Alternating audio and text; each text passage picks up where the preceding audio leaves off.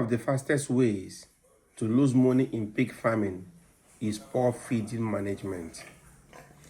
Feed is usually the largest cost in pig farming. Take for example, right now on our farm, we have 27 sows, 20 of them are pregnant, 3 boars, 4 growers, and 6 piglets. That's why feeding management is extremely important. Today, I'm going to show you how we feed the pigs on our farm and also how feed cost is controlled. Listen carefully. Many pig farmers make a common mistake. They focus on buying pigs, but little or almost no knowledge of how the system really works. But the truth is simple. If you don't control feed cost, your farm will not be profitable. Feeding can take almost 60 to 70% of your total farm expenses. That's why you must stay focused and calculative on feeding, how you can feed efficiently, proper portioning, and most important, avoiding feed waste.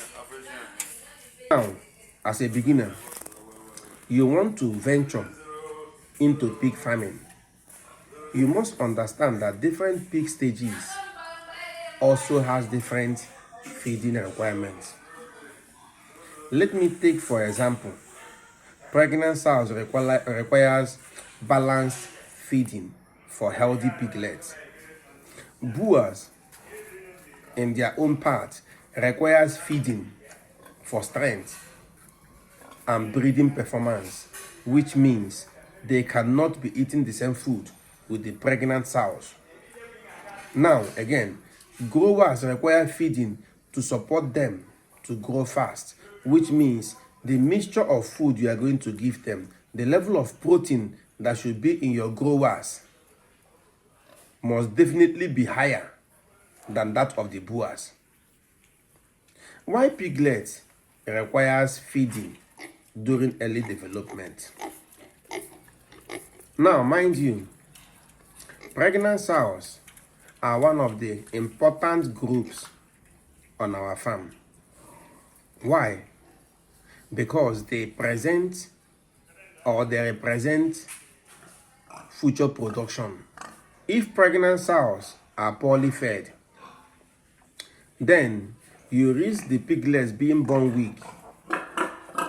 We just had such encounter on our site, which can result to having a very low survival rate, or even risk them by growing slowly. So we focus on giving pregnant sows balanced feed, consistent feeding, clean water supply also. Note that food nutrition during pregnancy directly affects the litter size. Of course, we must also talk about the boars, which are extremely important for breeding. If a boar becomes weak or unhealthy due to poor feeding, it can affect the entire breeding program. That is why you see in most cases, some farmers would call you on phone, they will tell you their animals were crossed last month. Again, after 1 month, the same animal that was crossed last month, the same heat appeared again. There are things you have to check. There are things you have to cross-check which you are not doing right. You have to check their food, the water they drink per day, as well as the boar that is doing the work on the site. And that's why boars require balanced diet, controlled portions, and proper body condition. Overfeeding also can make a boar too heavy, which reduces breeding performance. So it is in animals is also equivalent in humans. When your body, as a man, you have so many fat in your body, you will find out yourself that most times you get weak easily or tired easily. The growers on our farm are pigs that are in their growing stages, which is most important because it determines how quickly pigs reach their market weight, which automatically means that they require energy-rich food, protein for muscle development, and consistent feeding routine. This stage is where farmers must pay highly attention, yes, to feed conversion ratio. Mind you, piglets are the most delicate animals on the farm. They require special attention, and that you must give to them with high quality starter feed. And you must understand, you must feed them frequently, and their clean water must always be available. Why early feeding is very important? Growth rate, immunity, and survival. To keep your farm profitable, you must monitor feeding carefully. And some of the ways we control feed cost is by measuring feed portions, tracking consumption and monitoring feed waste, also adjusting feed based on pig condition, because there are some pigs when they are sick or when they are not feeling well, they are not going to eat well. So if your management is able to detect such type of pig in the farm, you have to quarantine that pig on a particular side of your farm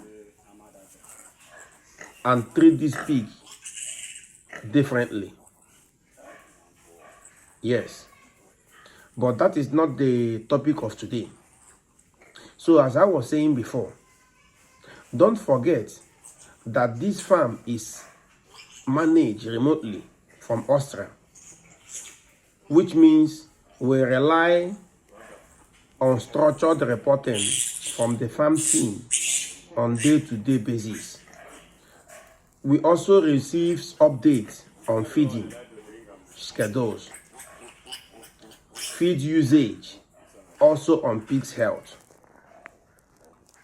This system allows us to maintain and control discipline even when managing the farm remotely. This is very important.